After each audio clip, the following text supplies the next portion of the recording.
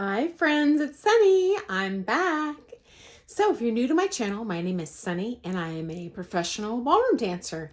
And I've been doing this my whole adult life as a career. So I've been posting reviews of Bravo TV's reality series Dancing Queens. And I've had some interesting comments asking questions or asking for clarification. My students have asked questions as well. So today I am here to share with you a little background info on Blackpool.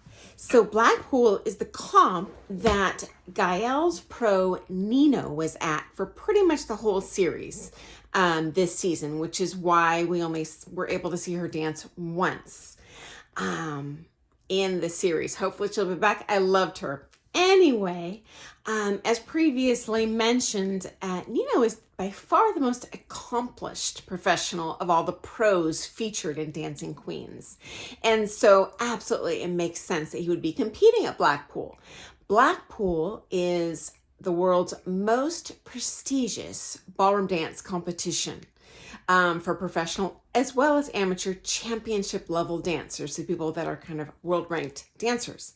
And I have competed there many times, both as a pro and as an amateur. So I'm going to share with you some background info today that might be interesting to you about kind of what goes on at that comp. So as mentioned, it is the most prestigious in the world. It's the largest, which makes it most prestigious because you've got the most competitors there competing against each other. It's the oldest comp in the world, started in 1920. And it's the last May, or the last weekend in May, or actually week, it's a full week long, of every year. So every year at the end of May. So kind of behind the scenes, there's a ton that goes on there, which might be even more interesting to you than the comp itself. Firstly, when you're packing for Blackpool, make sure to pack all of your costuming, extra undies and toiletries, because I have previously made the mistake of not doing so and had my luggage missing for over a week and didn't have a comp for the first, or a costume for that first comp I flew in for. So yeah, pro tip. Secondly, you can buy electric converters for your appliances like curling irons. Don't waste your money. I have bought many of those, and as soon as I plug in my devices over there, they start smoking like they're catching on fire and they die. So save your money, save your packing room, and just purchase those, anything you plug in over there, okay? Next up, in any accommodation I've found over there in England, whether it's a hotel or a bed and breakfast, or if you're leasing or renting space out of someone's home, these are all very common accommodation options. There's never a full-length mirror, so don't obviously waste your packing space and risk bringing one. Go ahead and buy a cheap full-size, slender mirror when you get there, so you can check out the back of your hair, the back of your costume, etc. Otherwise, you just got an eensy-weensy mirror in the hotel room, and it's just not enough, in my opinion. Next up, your first time out of the chute, at least, go ahead and travel with a group of fellow competitors so they can show you the ropes, because there kind of is a lot to learn, and I'll share as much as I can here, but there's something to be said for having someone there right next to you, showing you where things are, what time you need to be places, how to get around, all that good stuff. Also, it's great.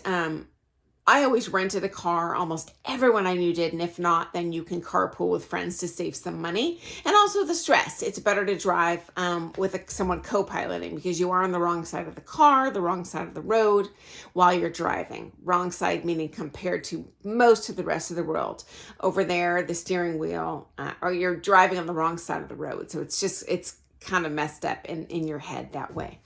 Okay, so next up, when you fly in, almost everyone flies into London, even though that is farther away from Blackpool than Birmingham. Number of reasons for doing that, but In large part, you can take advantage of comp rounds, meaning practicing for the comp, as well as coaching in advance, which is great. If you're going to fly all the way over there, why not book with people that are almost impossible to find lessons with in the US, people that live there.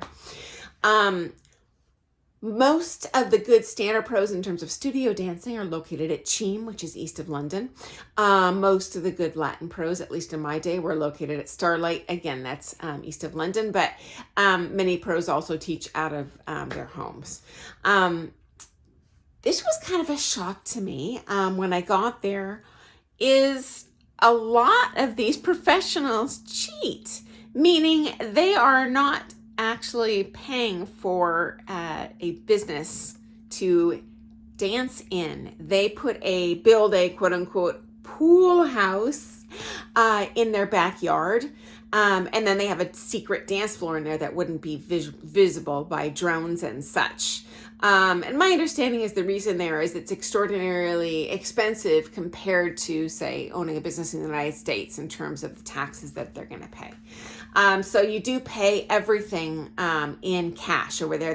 That could be pounds sterling or euros. Although if you're taking from a British coach, obviously I pay them in pounds. You will have free time over there outside of the coaching and the comp rounds at night at Cheam. And by the way, Cheam, although it is the standard studio, they run Latin and standard comp rounds at night running up to the comp. Anyway, you will have free time of the day, so you are welcome to travel around to do a lot of sightseeing. The awesome thing about England is almost everything's in driving distance. So you can go see the Roman Baths, York, Tower of London. There's so many wonderful things to see over there. Hadrian's Wall, Stonehenge. I mean, I've seen it all many, many, many times, and it's always great fun. There's just loads of fun stuff to do. Interestingly, there are no good studios up in Blackpool itself. Blackpool, by the way, is a town. It's a beach town up on the north west coast. So any of the coaching you get is going to be in that kind of London area. Okay. Also, pro tip. I've learned from experience that there's a ton of traffic cameras in England, okay? Not just speeding cameras, but the most challenging for me are they have areas that are kind of high tourist areas where you may not drive unless you have a job there and have a specific pass from the government. Unfortunately, these areas are not marked while you're driving the car until it literally says entering this zone, and you can't turn the car around, and then you get ticketed for that. And it's all on camera. It's not actual policemen. So yes, I have received traffic tickets over there for accidentally, I promise you, accidentally driving into these restriction zones.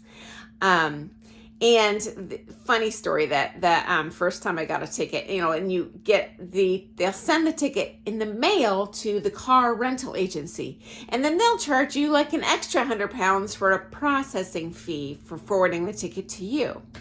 Ridiculous. So it's a total cash grab. So anyway, you can pay that ticket in advance. You need to jump through some hoops to do that.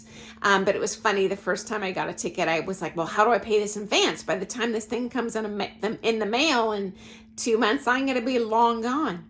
And so I went up to a couple policemen on the side of the road, like, hey, I know I got a traffic ticket for this. It was an accident, but I do want to pay it. How do I do that? And they were like, oh, are you here on holiday? And I was naturally like, well, yes. And they're like, oh, don't pay it. But of course I did pay it, because the government will send the ticket to the rental agency, and they will track you down and then get their pound of flesh on top of that ticketing price. So I did think that was cute, though, and funny that they just told me to blow it off. Also, restaurants are a lot more expensive there. So I would always buy as much food as I could from much cheaper grocery stores like Sainsbury's. And you can probably find healthier food there as well. Things that you're perhaps more acclimated to eating at home. I wouldn't do a lot of experimenting with your diet there. You just wouldn't hate to get sick or have an upset stomach right when you're going into a comp. I would recommend arriving at least 1 week early. This is not only for jet lag purposes, but you can have a lot of opportunities to get extra coaching. And like I said, doing comp rounds, which is great prep.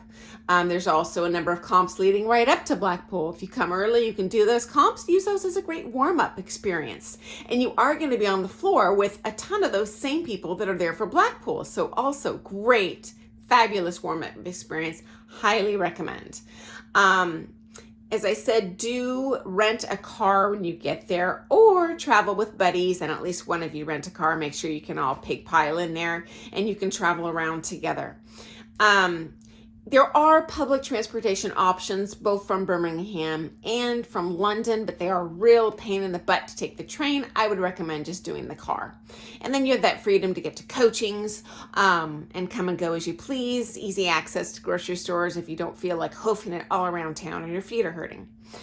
Although in Blackpool, pretty much everything is in driving distance, so you don't have to have a car once you're there, but I would just recommend it for your own convenience, okay? The Blackpool itself is a seaside recreational town. So it's not like this metropolis you might imagine. They do have this convention center there, the Winter Gardens, where the comp is held nowadays. But the comp itself, that whole city is just largely like townhomes, a couple hotels, a lot of like arcades like you would find in any coastal city in the world. The beachfront is not glamorous. If you look at like really old school photos, it looks like, ooh, it's a vacation spot. Totally not. It smells bad, rocky coast, but you can walk down to the beach if you want. Just bring yucky shoes to do that.